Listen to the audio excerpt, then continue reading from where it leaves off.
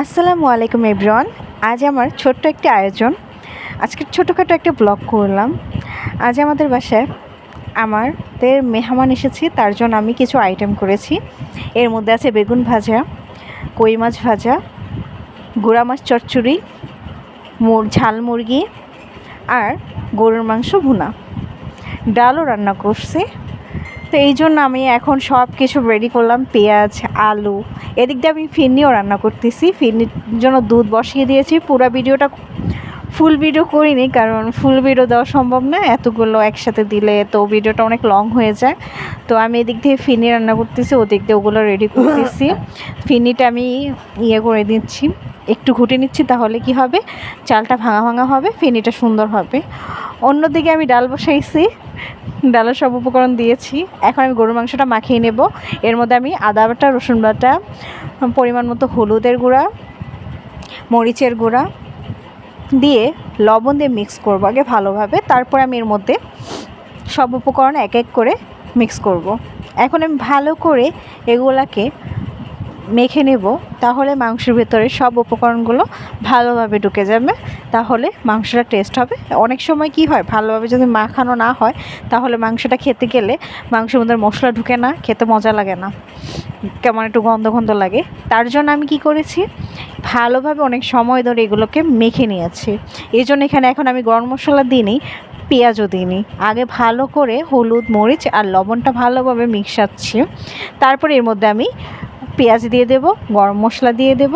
তারপরে যখন এটা হাফ সিদ্ধ হয়ে যাবে, গরম মশলা গুঁড়ো দিয়ে দেব, তাহলে গ্রানটা খুব ভালো হবে।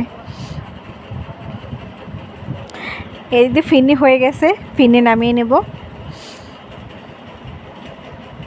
এখন আমি মাংসের মধ্যে পেঁয়াজ দিয়ে দিয়েছি, এখন গরম মশলা, দারচিনি, এলাচ দেবো। তারপর এগুলোকে আমি ভালোভাবে, এই যে এখন অনেকটা মাংস হয়ে আসছে, এখন এগুলোর মধ্যে আমি ভালোভাবে মিক্স করব। ওই দিক দিয়ে আমি আবার কই মাছ, হলুদ, লবণ, একটু রসুন বাটা, মরিচের গুঁড়া দিয়ে ভালোভাবে মাখবো, কারণ এটা আমি ভাজা করব। ভাজা করার মধ্যে একটু রসুন বাটা দিলে ভাজাটা ভালো হয়, খেতেও ভালো লাগে। আমার এক হাতে সবগুলো করতে হয়েছে, বুঝতেই পারছেন, তার জন্য ভিডিওটা আমি একবার এক জায়গায় চলে যাচ্ছে। তো এই দিক দিয়ে একটা করছি, ওই দিক দিয়ে আরেকটা করছি। এখন আবার ডালের মধ্যে আমি আম দিয়ে দিয়েছি, কারণ এটা আমি আম ডাল করবো। ওই দিয়ে গরুর মাংসের মধ্যে আমি এটা কষানো হয়ে আসছে, গরম মশলা গুঁড়ো দিয়ে দিয়েছি আগে দিনে, কারণ আগে দিলে স্মেলটা সুন্দর হয় না, এটা যদি কষানো ভালো হয় তখন দিলে স্মেলটা খুব ভালো হয়। এখন আমি এর মধ্যে আলুও মিক্স করে ফেলেছি, কারণ দুই একটা আলু না দিলে ভালো লাগে না, আমাদের ঘরে সবাই আলু খেতে পছন্দ করে, তাই আমি আলু মিক্স করছি। আপনারা ভাববেন যে কেন আবার আলু দিয়েছে এগুলোর মধ্যে, তো ডোন্ট মাইন্ড, যারা পছন্দ করেন না তারা না দিলেও চলবে, বাট আমি পছন্দ করি। এখন আমি আবার গুঁড়ো মাছ চচ্চড়ি করবো, কাচকি মাছ। এর জন্য আমি সব ধরনের মশলা দিয়ে ভালোভাবে এটাও মেখে নিচ্ছি। এটা আমি হাতে মেখে করব। এটার মধ্যে কোনো পেঁয়াজ, রসুন কোনো কিছুই আমি করব না, আমি একসাথে সব দিয়েছি। রসুন বাটা, হলুদ, মরিচের গুঁড়া দিয়ে ভালোভাবে মিক্স করে নিচ্ছি। মিক্স করে তারপর এর মধ্যে হালকা পানি দেবো, বেশি দেবো না, কারণ আমি এটা একদম মাখা মাখা করব। দিয়ে এখন চুলায় দিয়ে দেবো আমি এটা। এখন এদিক দিয়ে গরু মাংস হয়ে আসছে, এখন এটা নামিয়ে আমি এখন মুরগি বসিয়ে দেবো।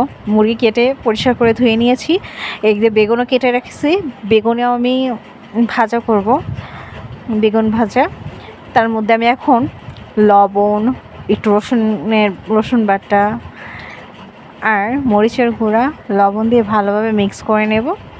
ভালোভাবে মাখালে তাহলে বেগুনের মধ্যে ভালোভাবে হলুদ, মরিচ আর লবণ ঢুকবে, না হলে এটা খেতে ভালো লাগবে না।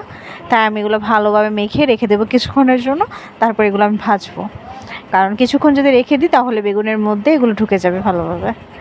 তো এখন আমি কি করলাম, কিছুক্ষণ রেখে এখন আমি ভাজা শুরু করে দিয়েছি বেগুন। এদিক দিয়ে আমি আবার মুরগি বসিয়ে দিলাম, এক হাতে সব কিছু বুঝে নিত, একবার একটা করতে হচ্ছে আমার।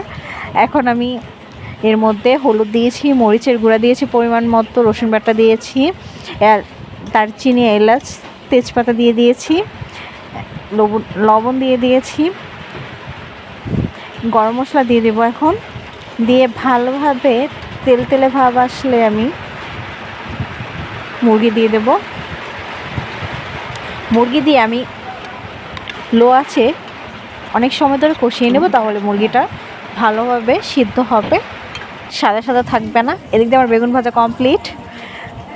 এখন আমি মুরগিটাকে ভালোভাবে পানি দিয়ে ভালোভাবে কষিয়ে নেব।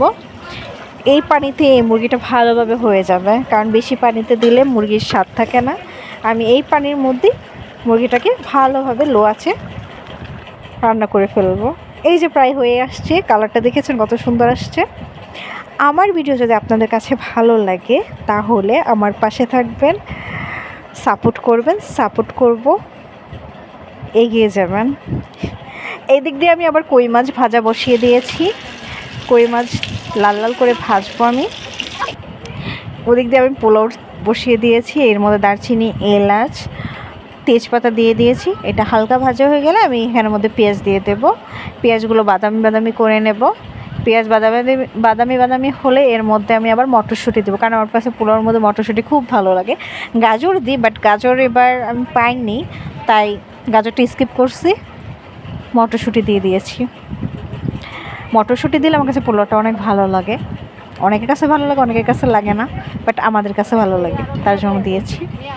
এখন আমি এগুলো একটু ভাজা ভাজা করব, করে তারপরে চাল দিয়ে দেবো, একটু রসুন বাটা দেবো, দিয়ে তারপর চাল দিয়ে চালটাও একটু ভাজা ভাজা করে দেবো, তারপরে এর মধ্যে পানি মিক্স করব।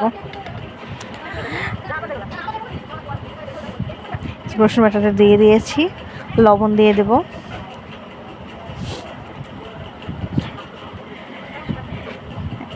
এখন আমি চাল দিয়ে চালটা ভেজে নেব। চাল একটু ভেজে নিলে পোলাও চালের গ্রানটা ভালো হয়। এখন আমি পানি দিয়ে দেবো, গরম পানি করেছিলাম, গরম পানি দিয়ে দেবো, তাহলে লো আঁচে দিয়ে রাখলে পোলাওটা সুন্দর ঝরঝরে হয়ে যাবে।